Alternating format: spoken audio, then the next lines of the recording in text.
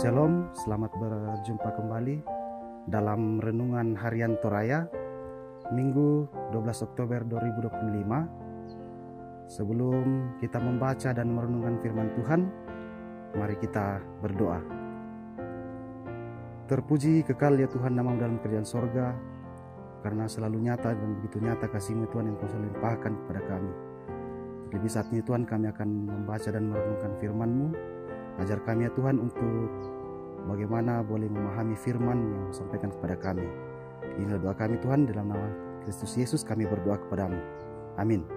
Pembacaan kita terambil dari Yeremia pasal 29 ayat 8 sampai 14. Firman Tuhan. Surat kepada orang buangan di Babel. Sungguh beginilah firman Tuhan semesta alam, Allah Israel. Janganlah kamu diperdaya oleh nabi-nabimu yang ada di antara kamu dan oleh para penenungmu. Jangan dengarkan mimpi-mimpi yang mereka mimpikan, sebab mereka bernubuat palsu kepadamu demi namaku. Aku tidak mengutus mereka. Demikianlah firman Tuhan. Sungguh beginilah firman Tuhan. Apabila telah genap 70 tahun bagi Babel, barulah aku melawat kamu. Aku akan menepati janjiku yang indah kepadamu dengan mengembalikan kamu ke tempat ini. Sebab aku mengetahui rancangan-rancangan yang kau pikirkan mengenai kamu. Demikianlah firman Tuhan, yaitu rancangan damai sejahtera dan bukan rancangan malapetaka, untuk memberikan kepadamu masa depan yang penuh harapan. Ketika kamu berseru dan datang untuk berdoa kepadaku, aku akan mendengarkan kamu. Ketika kamu mencari aku, kamu akan menemukan aku. Ketika kamu mencari aku dengan segenap hati. Aku akan berkenan kepada temukan. Demikianlah firman Tuhan. Dan aku akan memulihkan keadaanmu dan akan mengumpulkan kamu dari antara segala bangsa dan dari segala tempat di mana kamu telah kucerai-beraikan. Demikianlah firman Tuhan. Dan aku akan mengembalikan kamu ke tempat asal dari mana aku telah membuang kamu. Amin firman Tuhan. Shalom, tema renungan kita saat ini, rancangan damai sejahtera. Naanga pa atangaran diona kamarampasan. Alfa Omega dalam lirik lagu Rencana Tuhan mengatakan, sungguh indah rencanamu Tuhan, sungguh agung rancanganmu Tuhan, tiada terselami akal manusia. Lirik lagu yang hendak menggambarkan keterbatasan manusia dalam melihat rancangan Tuhan. Seringkali rancangan Tuhan tidak bisa dipahami oleh pikiran manusia, seperti halnya yang dialami oleh umat Tuhan yang sedang berada dalam pembuangan di Babel. Mereka sedang mengalami penghukuman oleh karena dosa. Mereka harus melalui penderitaan di tanah buangan.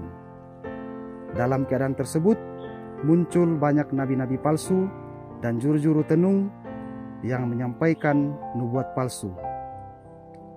Mereka mengatasnamakan Allah untuk memberikan nubuatan yang menyenangkan dan menyejukkan hati umat yang sedang dalam penderitaan.